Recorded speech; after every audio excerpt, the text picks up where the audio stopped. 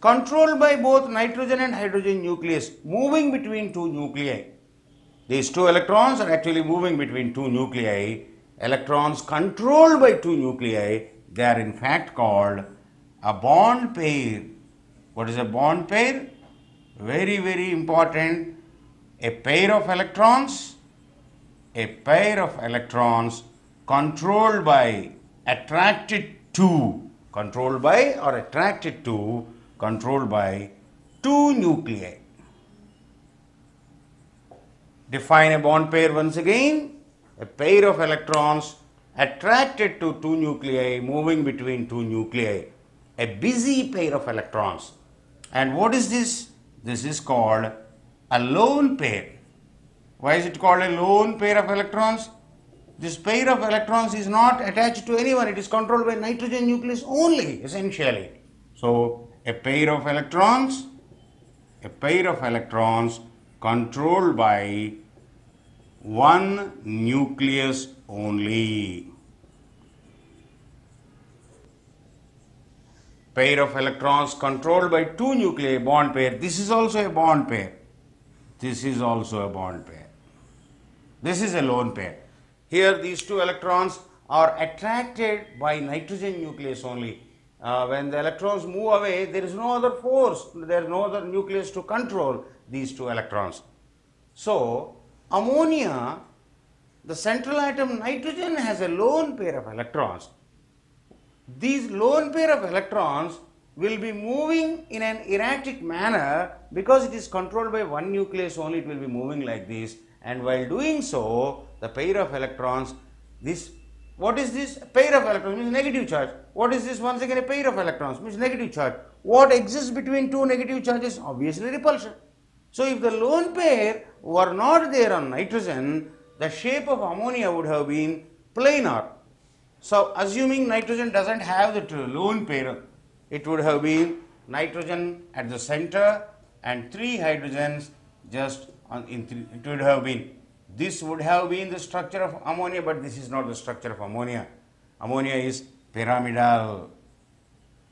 It would have been tetrahedral, it would have been planar, trigonal planar if the lone pair were not there. But we can't avoid that. Therefore, ammonia always tries to, it's not just ammonia, molecules with lone pair on the central atom, they always want to get rid of that lone pair. I repeat, molecules with lone pair on the central atom, they want to donate that pair of electrons to someone else who is in need of the electrons for that matter. So, nitrogen donates a pair of electrons to H plus in ammonium ion. What is the benefit when ammonia actually donates a pair of electrons to H plus? Ammonia is pyramidal with a bond angle of 107 degrees, and ammonium ion is tetrahedral with a bond angle of 109.5. Therefore, there is slight increase, slight but significant increase where the pyramidal molecule which is facing strain because of the lone pair is now free from the lone pair, and it bond angle also has increased tetrahedral. Therefore, ammonia and other molecules with lone pair in the central atom, they will always have a tendency to get rid of the lone pair. Okay, don't hesitate to use that word. They want to get rid of the lone pair by, of course, donating the two properly to another nucleus. These two electrons are kept under the safe custody of this positive charge also. Like these two electrons which are moving between these two nuclei, so do these two electrons. They are also moving between these two nuclei. So, whenever there is a lone pair of electrons, if that is kept under the safe custody of another nucleus, the lone pair becomes a bond pair and the molecule is relatively free from some kind of strain. Therefore, molecules with lone pair on the central atom, they will have a tendency to donate that lone pair. Ammonia is also a molecule which wants to donate that lone pair, and according to Lewis theory, one which donates a lone pair is called a base. Therefore, ammonia is a Lewis base according to Lewis theory. Okay? So, why is ammonia a Lewis base? ammonia. So when we are asked to discuss the nature of ammonia, we said that ammonia molecule has a lone pair of electrons. The hybridization of ammonia is sp3. If the lone pair were not there, if the just 3 bond pairs were there, ammonia molecule would have been trigonally planar, whereas it is not. It is pyramidal. The lone pair and bond pair, they are repelling each other, and to get rid, in an effort to get rid of the lone pair, ammonia molecule happens to be a electron pair donor. So one who donates a base is said to be, this is Lewis theory in short. Lewis theory of acids and bases. Base donates a pair of electrons to acid. Electron pair donor. Base is a substance, one who donates a pair of electrons. So you simply say Lewis theory, B to A. What B to what A? B donates a pair of electrons to A. B stands for base, A stands for acid. So why does ammonia donate a pair of electrons?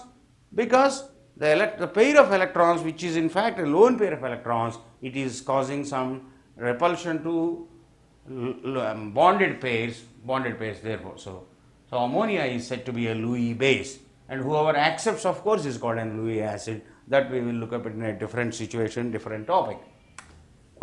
So ammonia is a Lewis base. Ammonia is pyramidal. The bond angle ammonia is 107. The hybridization of ammonia is sp3. So like that you can discuss many of the properties of ammonia. Next, mention 2 methods of preparation of ammonia.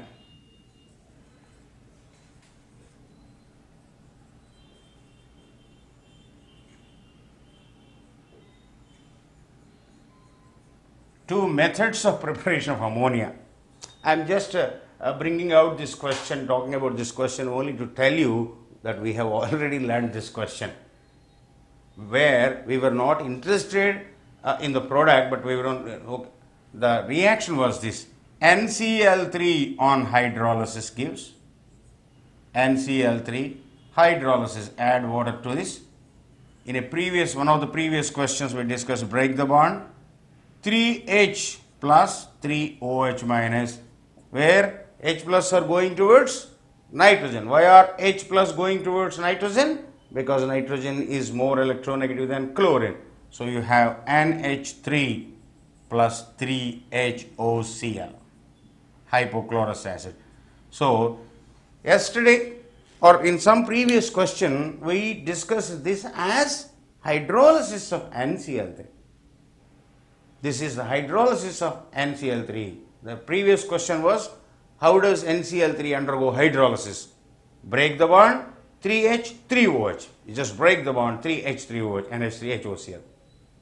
And any nitride also on hydrolysis will give ammonia. How come? You look at Mg3N2, magnesium nitride. How does it undergo hydrolysis? Break the bond, 6OH, 6H. So it is once again N2H6, 2 ammonia plus 3 MgOH twice. Look here, you have 3 magnesiums, 3 magnesium atoms and 6 OH minus, 6 H plus. So 2 nitrogen, 6 hydrogens is 2 ammonia. So hydrolysis of any nitride will produce ammonia. Aluminum nitride will produce ammonia. Anything. So by the same yardstick, how do you prepare phosphine? Nitride on hydrolysis gives ammonia. I haven't written that as a second question. I don't want to discuss that as a second question because that is not a second question at all. Mention 2 methods of preparation of phosphine, PH3. 2, if not 2 methods, you mention 1 method of preparation of phosphine, PH3. Just as you have got NH3 here, you have got NH3 here. How did you get NH3? From nitride.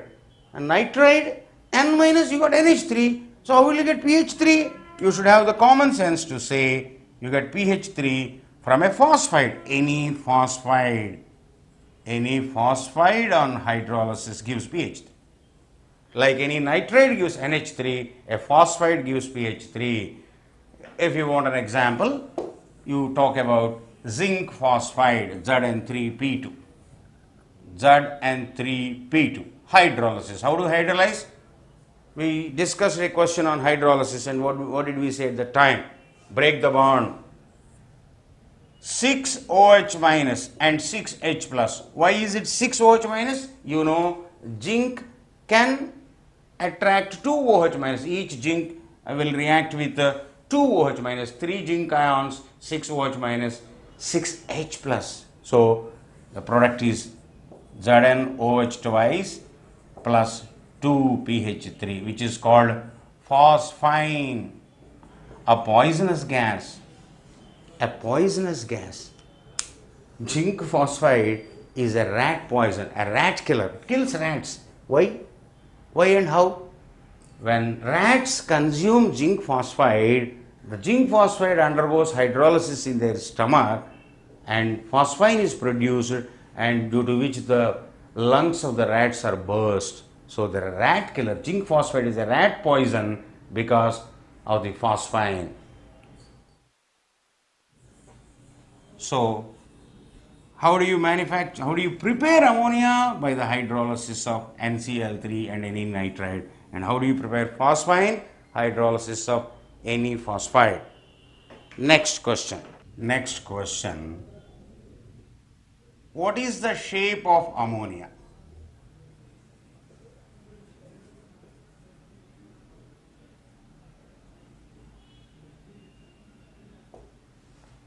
The shape of any molecule depends on the number of surrounding atoms. What do I mean by surrounding atoms?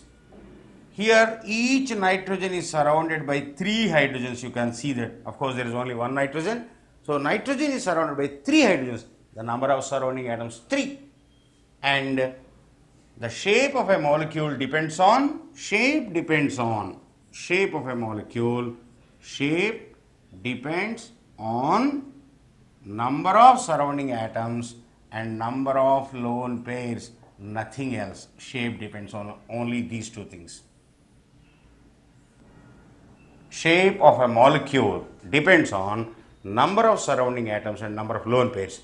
So, how many surrounding atoms you have? You have 3 surrounding atoms. And as we already told you, there is a lone pair, 3, 1. What do you mean by 3, 1? 3 surrounding atoms and 1 lone pair, in which case the shape is always said to be pyramidal. 3, actually they are